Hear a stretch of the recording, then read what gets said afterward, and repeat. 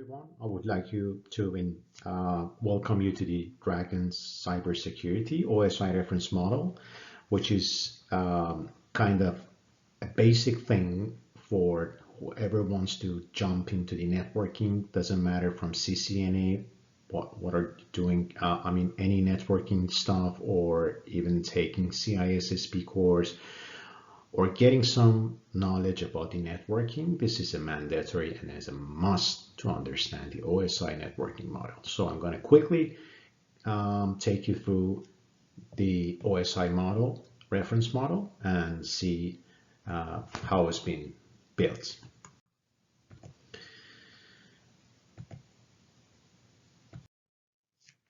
So the first thing that I would like you to know is why OSI model. Well, basically OSI, which stands for Open Systems Interconnect, it's some sort of a standard which is provided by ISO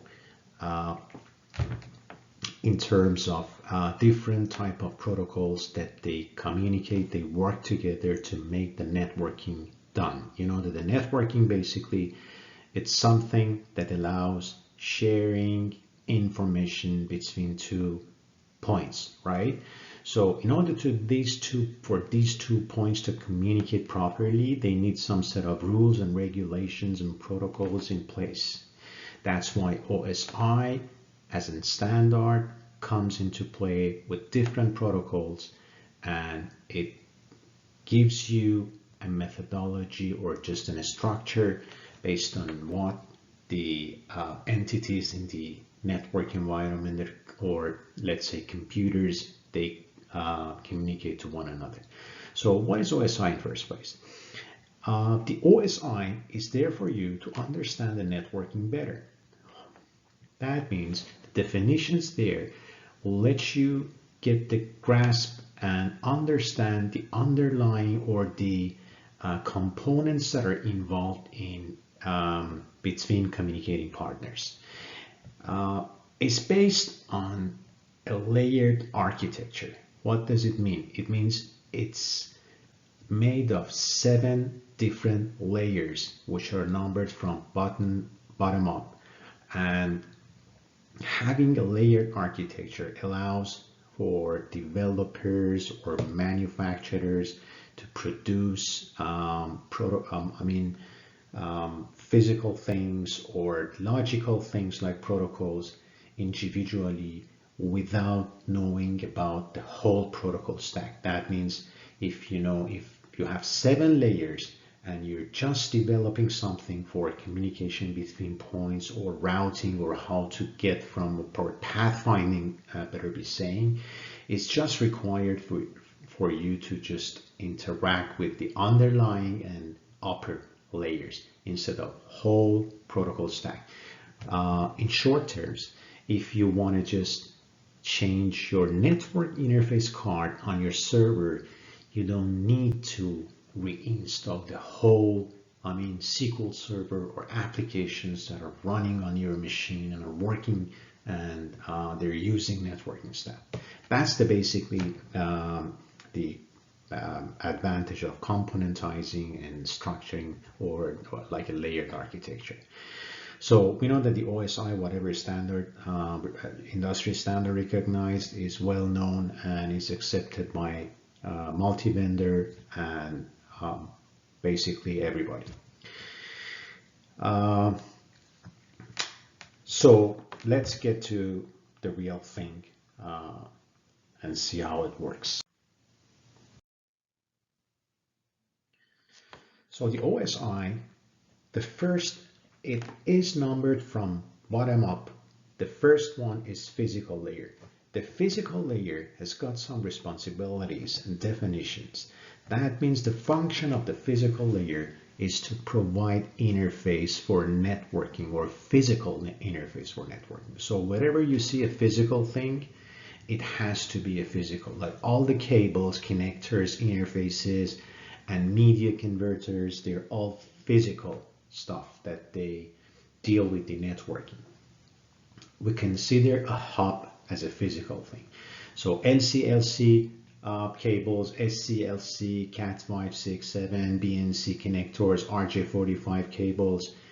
These are all different standards that are there for you to interconnect or use the networking between different parties. A hub is considered a physical thing because it's a dumb device or is a passive device that it only knows about signals, right? So it doesn't have any knowledge about any kind of networking significance.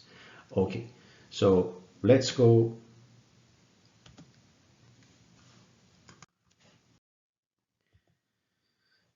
Data link, which is the second layer of the OSI networking model. What is data link? Data link is made of two different components: logical link control, or LLC, and media access control, each of which are responsible for connection or let's say communication between physical things or the physical media.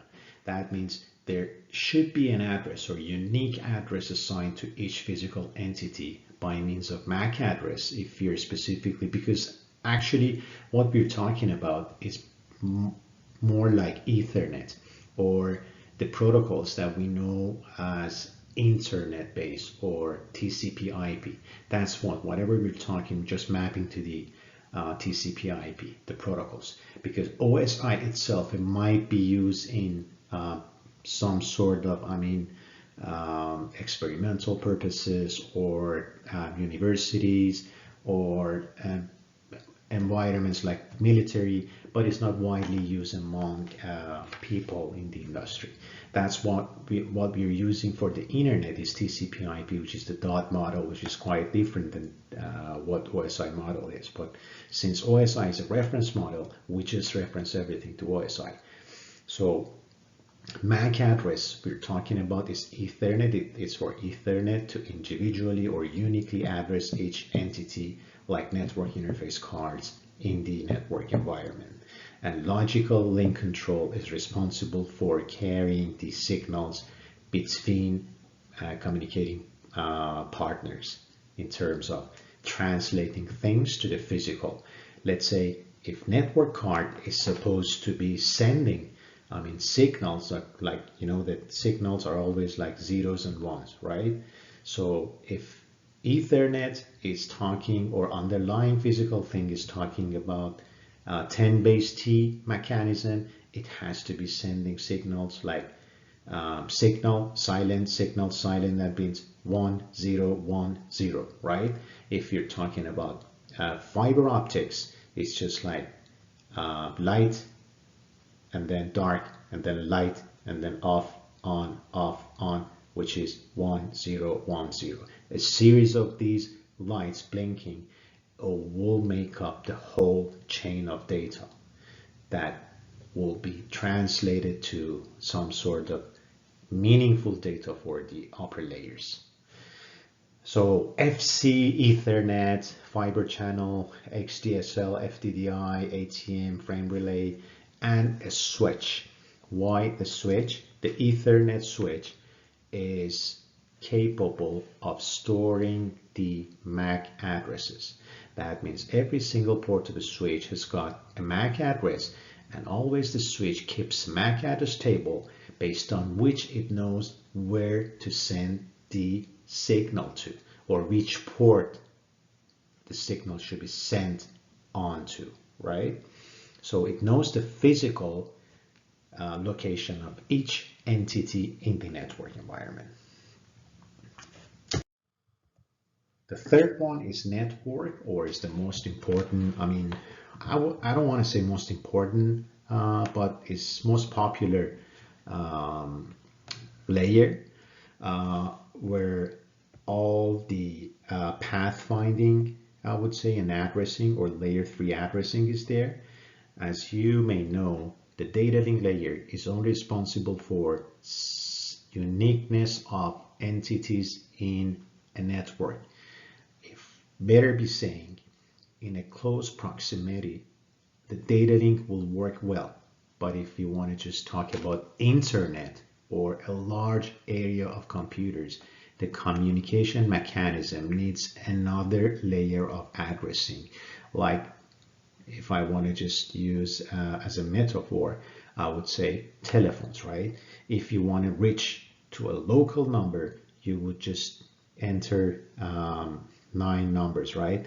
If you want to just based on ISDN, I mean numbering, or if you want to reach out to some other countries, there is a country code that should be dialing, and then after that you would dial your 10-digit or 9-digit number, right?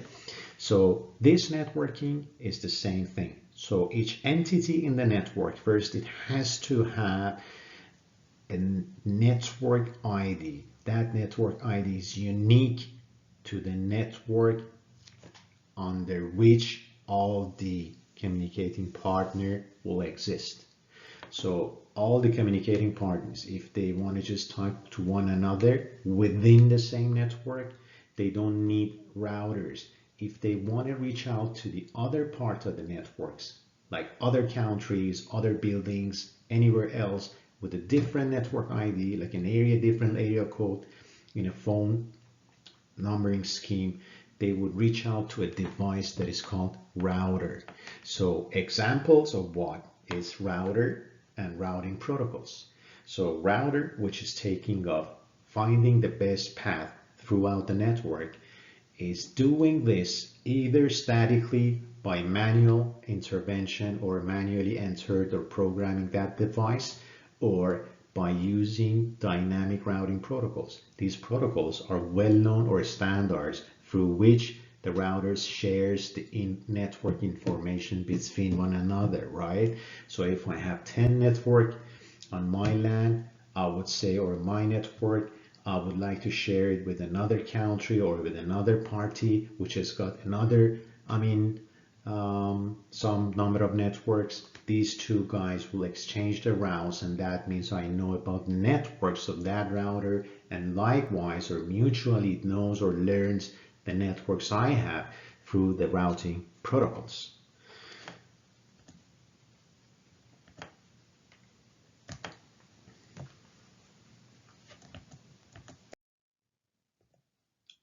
Transport layer. Transport again plays an important role, because the transport layer is responsible for connectionless and connection-oriented protocols.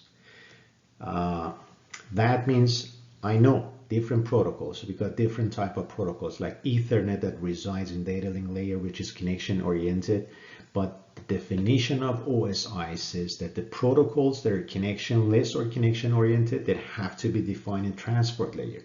So I would say the examples of which are TCP and UDP.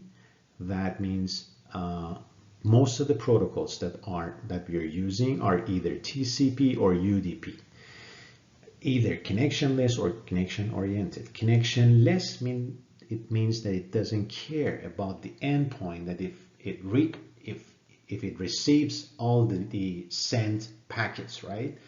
That is good for media or for streaming, I would say media, which we don't care about. Some pixels are missing along the path, and we don't want to resend them. But with the connection-oriented protocols, it's just like a guaranteed connection.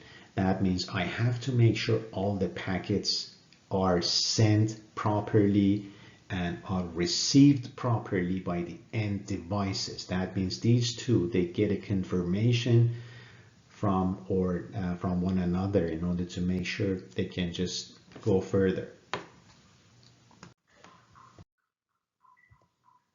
Session layer. Session is responsible for establishing, maintaining, and terminating connection between communicating partners. So examples of which are NFS and SMP. These are file sharing protocols in Linux and Microsoft environment. Basically, there are several protocols that are working in the transport layer, and we're just talking about the few things that, for just the sake of simplification of the discussion, right? presentation layer, which functions as or is responsible for data formats, encryption, compression. That means the AFP, LPP, NCP, IPCOM, Telnet. So whatever that it has to do something with data formats that are to be exchanged, encryption that is to be exchanged among communicating partners, and compression. These are protocols in the networking. There is a question here that is JPEG. Let's say basically several type of file. We'll be dealing with an unlimited number of file types in your computing experience, like JPEG, TIFF, MKV, or whatever, right? So are those part of the presentation layer? I would say no, of course they're not, because the networking starts from where the application starts to communicate with another party. It has nothing to do with the format that standards like zip file is not an encryption type for the networking. So these set of protocols are there to ensure that the networking is properly in place and the data is well presented to the underlying network environment in a different or in an acceptable manner that is understandable by the end nodes. So the application layer provides network services to user applications, examples of which like FTP, SMTP, DNS, SNMP. These protocols that are widely used in a network environment. So if you ask me that is the SQL Server is a networking, is an application layer component, I would say no. Is an Internet Explorer considered an application layer program? I would say definitely not.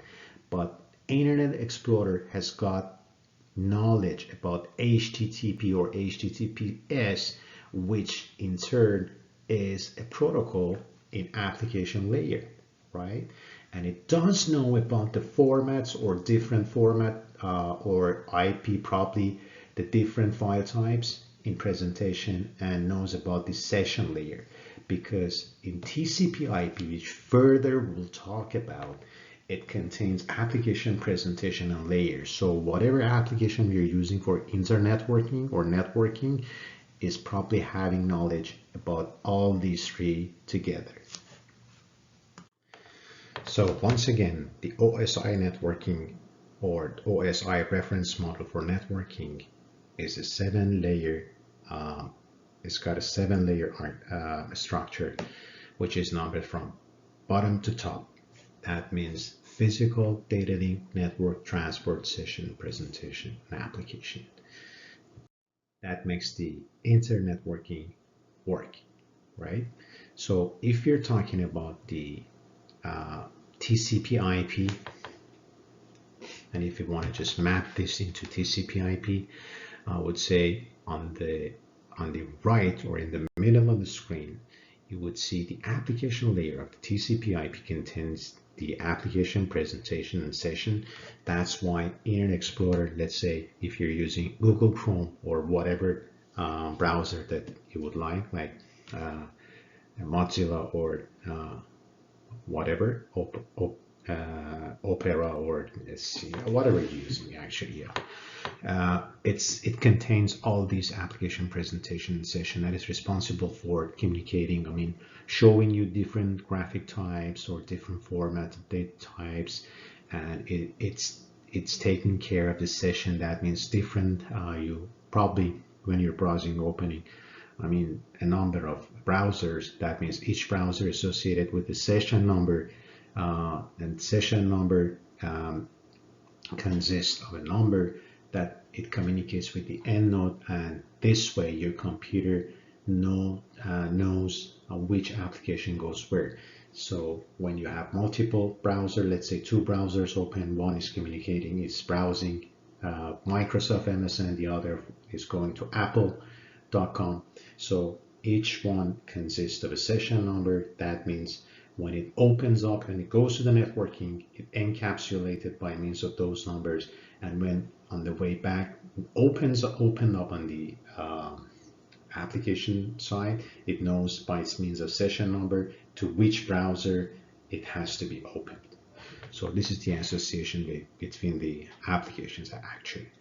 And we got TCP and UDP as connectionless and connection-oriented protocols that are used in the transport layer. We got IP, ICMP protocols. IP is responsible for addressing. Everything basically is encapsulated or put into the IP, except for some protocols. IP has got some different protocol types like BGP and some other stuff that if you want to just go deeper into the TCP IP or deeper into the networking layers, you could go, Google it yourself and see what type of protocols along with IP reside in networking, and even IP protocols are what.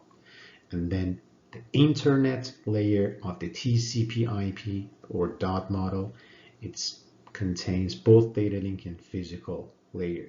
So it's responsible for all signaling and LLC and MAC addressing and all the physical components. They reside in the internet layer of the TCP IP. To better understand what's going on in the networking environment, you have to know about data encapsulation. So the user data, which is being prepared in the application layer of, let's say, TCP IP, consists of different type of formats and even compression types and everything, including the session ID, which is been encapsulated into TCP or UDP, either TCP or UDP. So UDP or TCP header will be assembled on top of these two, along with an error checking or checksum component. So each individual encapsulation level has got the checksum. Checksum is a method to just roughly say that this packet is correct or is proper.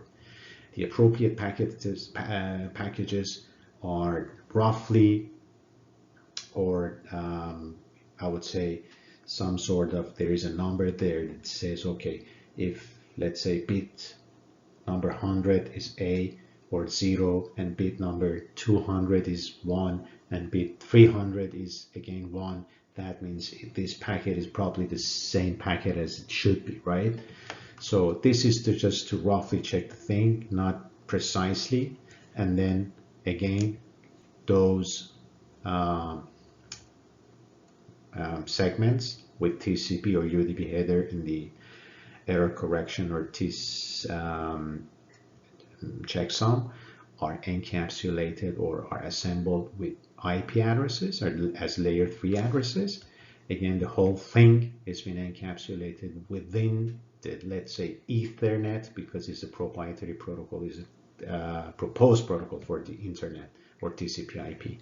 That means this Ethernet headers or MAC addresses are assembled along with some other information for the Ethernet, and then it's been broken into bits. That means the thing process, if you want to know what the data encapsulation is, user data, which is in turn, after assembling the UDP or TCP header, turns into a segment, which again, after assembling another level of IP headers, is a packet, which again, after adding up the internet, Ethernet headers, like LAN headers, like MAC addresses, along with the checksum and other components that is required or is defined in the thing, like VLAN ID or whatever is required inside that one, and it makes a frame, and then the frames into bits, whether it's signals like lights on, lights offs for fiber optic medias, or signal silent for baseband signaling. That's all you should know about the OSI networking model. Want to just keep it short, stay and hang on for the upcoming events and new slides. Thank you very much for watching this, and hope to see you in next sessions. Goodbye.